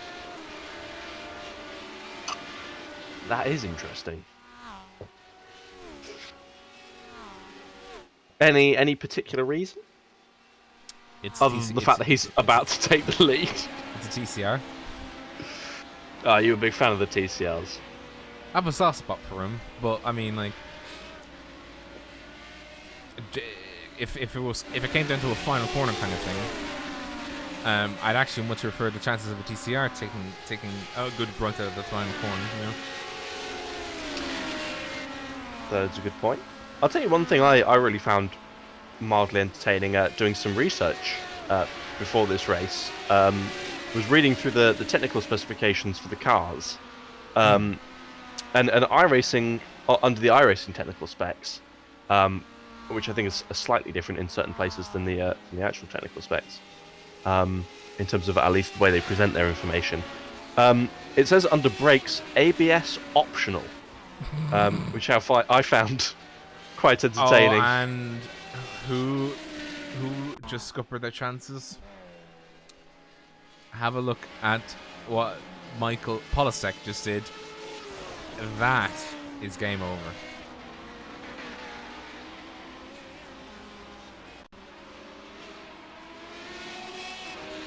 He's scuppered it. He's cut too much. And yep, that's a slowdown. That is his chances scuppered, and rightfully so. Gavin Barber is now back on the lead lap. Felt like 57 laps ago that he was last on the lead lap, sitting in the pits watching the other cars race by. But he's now back on the lead lap. So I wouldn't count Polasek out just yet, because those MX-5s, the way they're aggressively hitting those curbs, there's always the chance that one of them could pick up a slowdown or have an incident with each other, fighting amongst themselves for the win. As we say with our mates, never give up. There's always the opportunity. So even though he may have made that mistake, there's still a chance to make him back. You're right, Gavin Barber, but now back on the lead lap and absolutely caning it towards the front of the pack.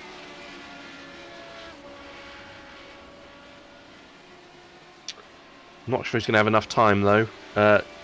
Jonathan Lang and Andrew Mike on the penultimate lap. So just to say, Michael Polasek, he's now caught up to Harper. He'll go into fourth, but he's got Sam Harper really is putting up the doors right now. He is fighting for position. And another big fight for the position. Another big fight for position. Coming down towards the bus stop is Lang on Mike. Lang now well within a second, having a cheeky little look to the inside. Mike covers it off, but he'll compromise his line. The run through the corner. Oh, Lang's got a good exit. He's surely got it here. He's going to look to the inside around the sweeping left-hander. Mike squeezes into the inside. My goodness. That's aggressive, but nah, Lang's going to have that. Yeah, he's got it done. Will Mike come back at him on the way into the chicane? He's going to have a look, but nah, Lang's got it. Laid on the brakes, takes the lead, pings it through the chicane. He's got that one done. The only threat he's got left to worry about really coming onto this final lap, bar a mistake, I think, is now Polasek. This is the final lap. Yeah, it is. It is indeed. I do think that was the last overtake. Unless he makes a mistake now. Mike's not exactly giving it up. He's hit the wall again. Oh, Polasek. That's not what you want to be doing. Now Lang has really neat lines here. Position that car exactly where it needs to be to get the best run out the corner. The three key things in racing: your racing line, your braking technique, and your corner exit speed. And he's certainly got the line and the corner exit speed, and based on the way that he's able to seemingly brake later than any of the other MX-5s, he's surely got the braking technique down as well. Just coming up to the final few corners now. John Lang only has to hold on for a little bit more. Andrew Mike could absolutely upset the Alpha Kart though if he tries to make a move on the final pit box.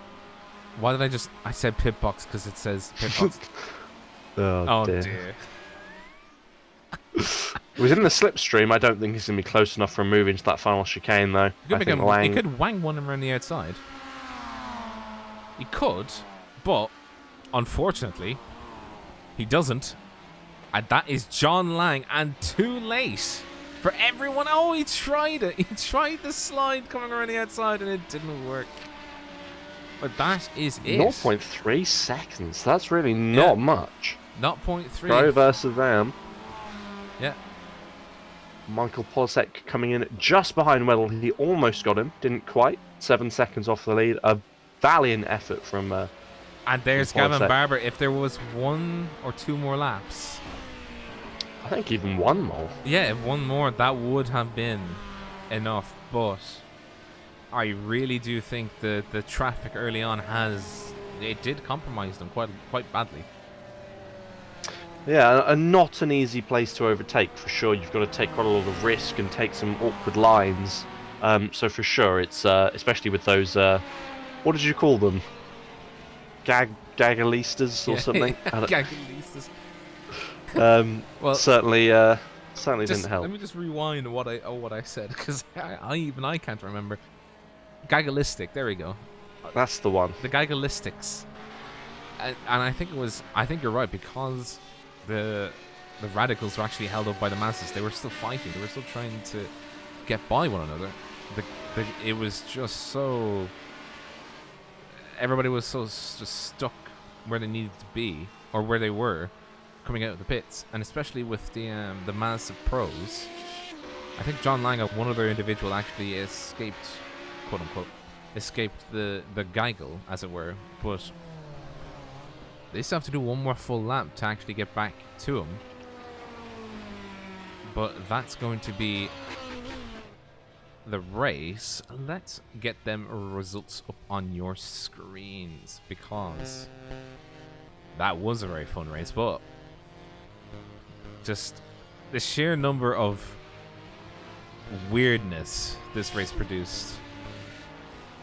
I mean, the results are not going to be proper because, surprise, surprise, look who forgot to fix the race results. But I'll actually give you a breakdown now. John Lang in first position. All of these are going to be class positions, by the way, on your screens, but the relative positions are actually still going to be correct.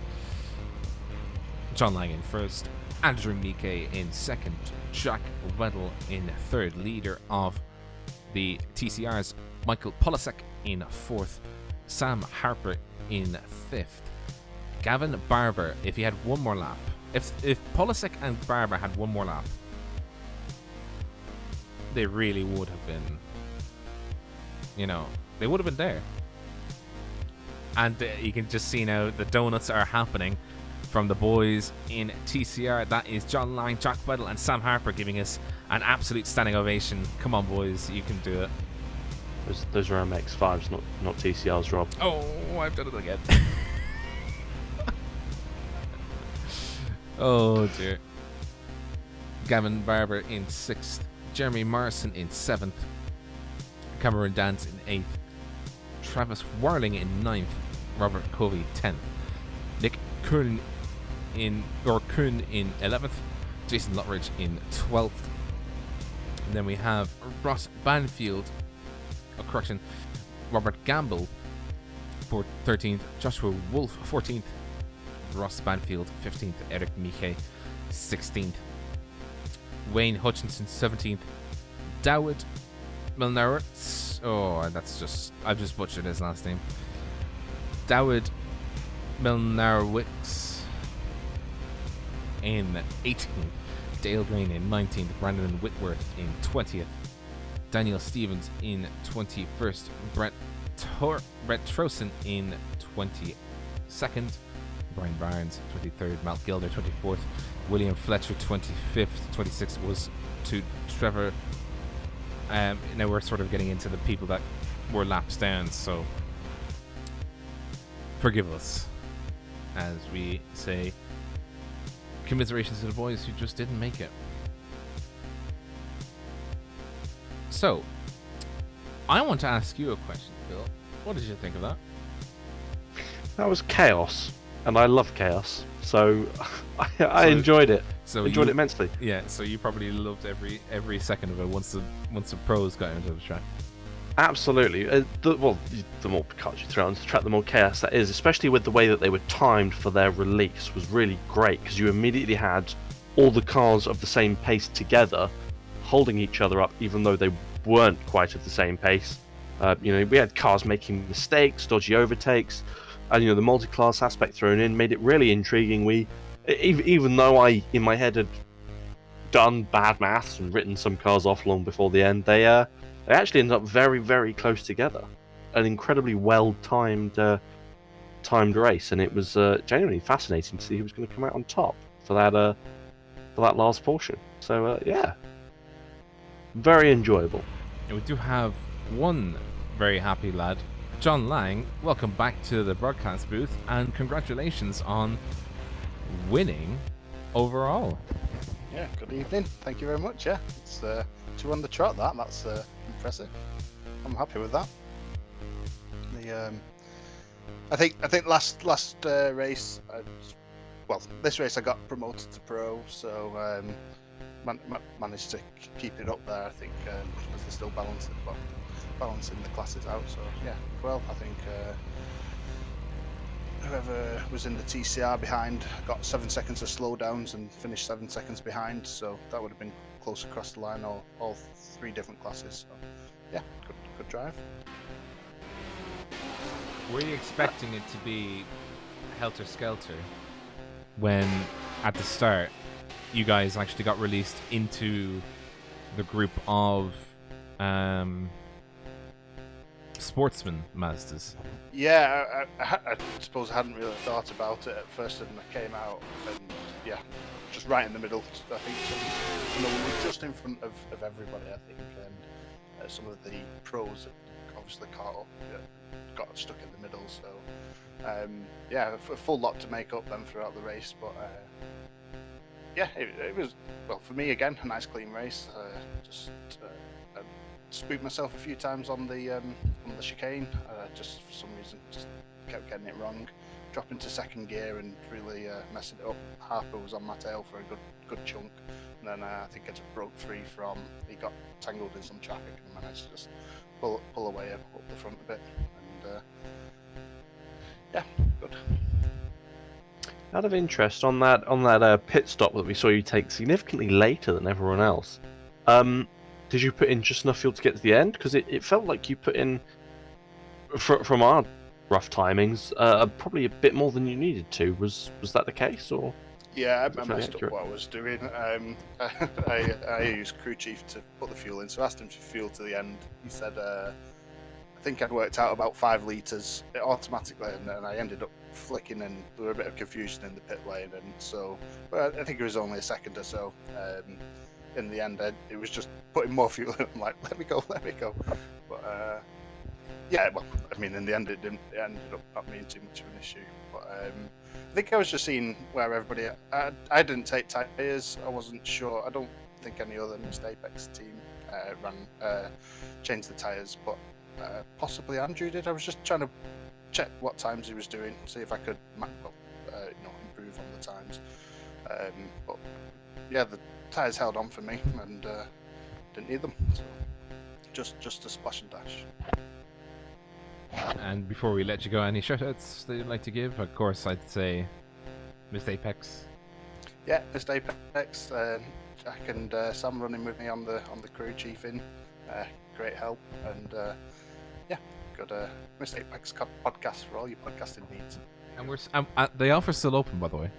Oh, I need to get some people again. This is it. I forgot to get the people. I didn't think I'd be in broadcast booth again. So I'll make sure I get some for next time. Yeah, exactly. Yeah, just feeling, yeah.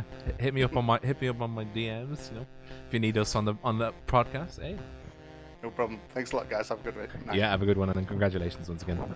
Congratulations. Now I do have a midfielder. I have Ross Banfield. Ross, good evening. Hey, good evening. So, I don't know if I'm technically midfield. I don't know what happened, but for some reason, we don't know if there's a bug.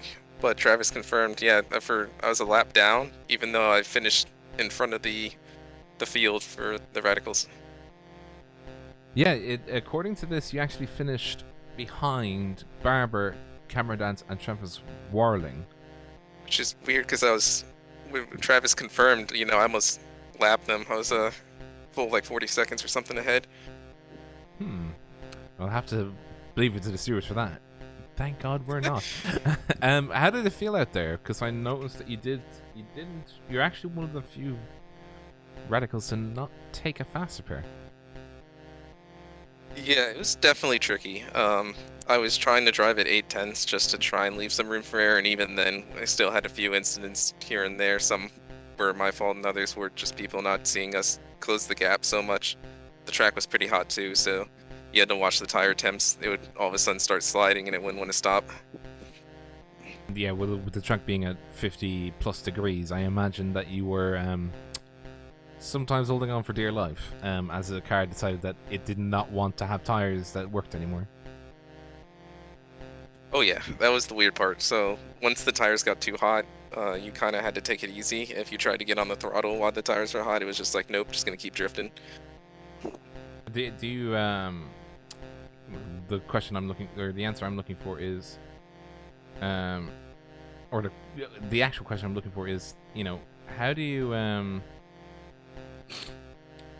deal with that? Do you just take it extremely gingerly in the corners, or do you just, be as calm as you can with the throttle and with your inputs? So it's more sensitive to the throttle inputs. The turning doesn't matter. The turn-in, you can still go really hard on that, but you just have to roll onto the throttle to try and reduce tire spin to keep the heat down. Perfect. Phil, anything from your side? Not really, no. I'm sort of just kind of genuinely curiously looking into this this one lap thing, because I saw it mentioned in the post race drivers chat. I'm not sure what's going on there, but it's genuinely fascinating. I don't have any questions though, so.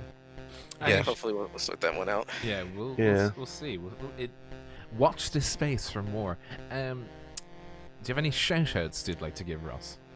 Yeah, shout outs for the UDocs guys. It was fun running with them. And shout out to you guys for doing a good job with the broadcast. Thank you very much. Yep.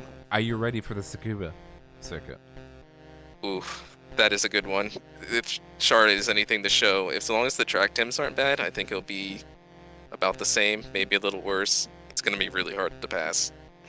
I'm just waiting to see 90 degrees, not just 50, 90. Just iRacing spiting us for saying we want colder temperatures. Yeah, we actually got mandatory pits for tires then. But good racing out there, Ross.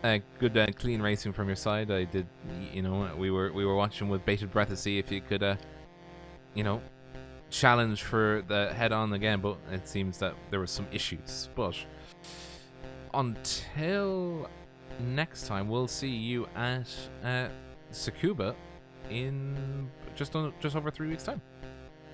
Sounds good. See you guys. All right, take care. Best of luck. Now, unfortunately, Phil, it has to end at some stage. Does it? Well, it does. I mean, both of us have got to, we're adults. We've got to sleep. That's a bold statement. It's a bold statement, Rob. Sleep, yes. sleep. Adults, maybe. We'll think about it. We'll think about it. But thank you very much, everybody in the chat, in the YouTube chat, and on the stream for sticking with us as we were slicing and dicing through the Charlotte Roval. It is probably one of the most entertaining races I've watched in a while. Very hard sometimes to keep track, but